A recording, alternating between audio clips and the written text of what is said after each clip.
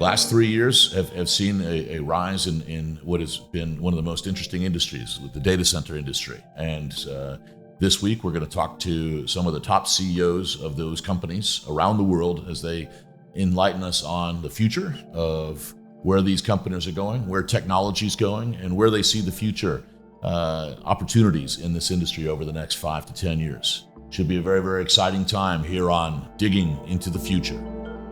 Got Keri Gilder with us from the CEO of Colt.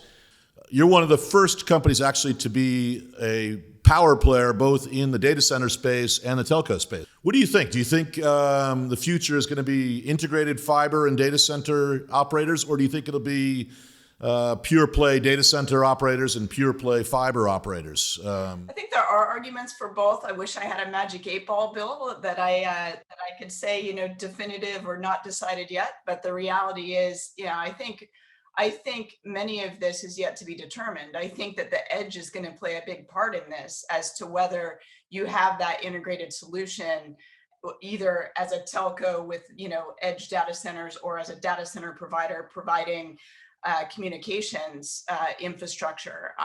What I do see is that there's a requirement for both in the digital economy. And so regardless of whether it's a pure play or it's a hybrid or it's an environment where it's a partnering platform. And I think ultimately that's where we see the future, is regardless of each operator wanting to get into a different, land space, so to say. I think what we're going to have to do is collaborate better.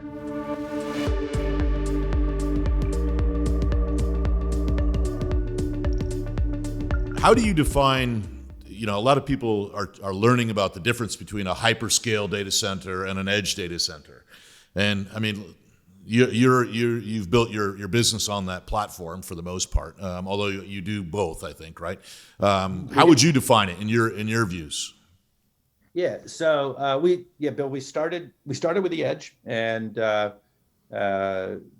because of our customers' needs, demands, et cetera, moved our way up to the hyperscale. What's interesting is when we started with the edge, it's a location-sensitive data center, right? Which you just got to take a step back here and say, so you actually have to bring the data center to where the customers need it, or where their customers need it. Very different concept from, hey, here's an easy place to build a data center. Right? Yeah. almost always it's not. And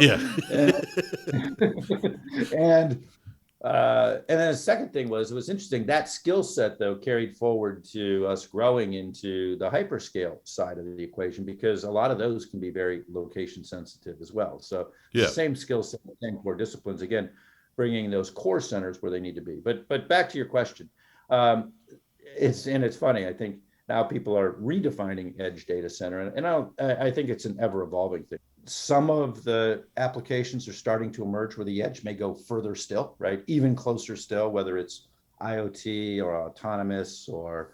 You think micro edge, for example, is that the term you guys? Yeah, the micro edge. Yeah, the micro edge, the far edge. We kind of call it that, right? And it's not like one displaces the other. They actually all grow, right? Over the course of time. So we're seeing that, but what we're seeing is in what's deemed our metro edge, right? I guess that's the vogue term today. Yep. It was the edge when I did it the first time. Now we're old school. We're the metro edge. But as I look at it today, it's interesting. You talk about the hyperscalers, and people think of that bifurcation, but I see a tremendous amount of cloud coming to the edge, right?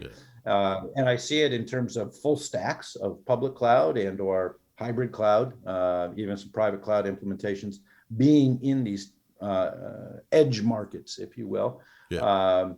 And these are coming in the couple megawatt size chunks, right? Which 8 years ago, 2 megawatt deal, woo! Yeah. Biggest thing going. People are losing sight. That's big stuff, right? Coming through. The other thing, Bill, we're seeing now in the edge is special purpose clouds, gaming clouds, AI clouds. Vertical stack around automotive or IoT or those types of things.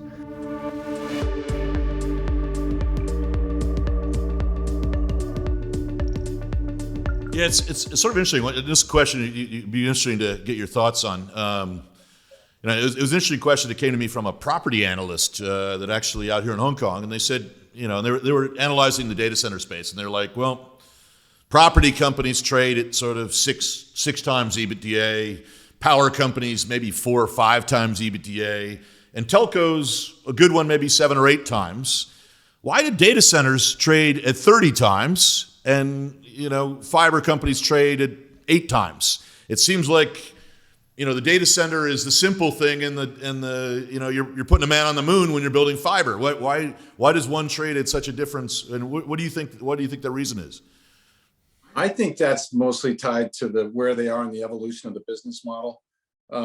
These data center operators today that trade at 20 times multiple, they're truly great businesses, as you know, Bill. These things are not just property, real estate, fixed real estate value. And certainly in the retail business part of it, better than anybody. It's all the tenants that you get in to connect to each other. And so, I learned that lesson at EdgeconneX, where the location matters, and that, you and I both know that. But it also, the big change is the journey started with getting the networks in, and then the networks attract people to come in to connect to them.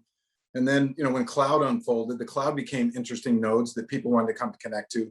So the data center companies have been very smart about getting the network effect to work between clouds and networks and enterprises. And they created these marketplaces. And so if you had a draw in companies to come in to use them for network, use them for cloud, that's what got the acceleration going. And that's why you see those operators. Now, towers were trading at that high multiple before any of these other sectors were, getting pretty saturated now. And I think fiber will follow. So I think fiber, you'll see them.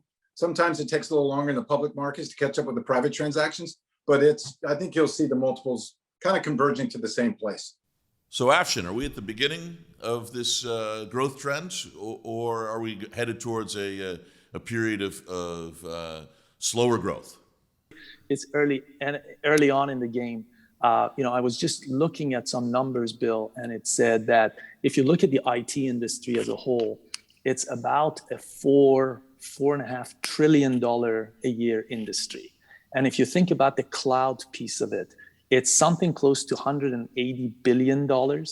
So there is so much that can be addressed in the next decade or so. So investors are looking at the growth and saying, wow, this area is going to grow. If you're talking about cloud, the cloud has to be in some 4 corners that the cloud resides in. Those 4 corners are data centers. And so there's been a lot of still continued interest for data centers. Now, as I said, I cannot tell you whether they're valued correctly now or were they where they were correctly valued a year ago, 2 years ago. I can tell you, I still think the growth is going to continue. We are not in the last inning of the growth when it comes to cloud. And that's what I think the investors are betting on, and is that there's a lot more to see here.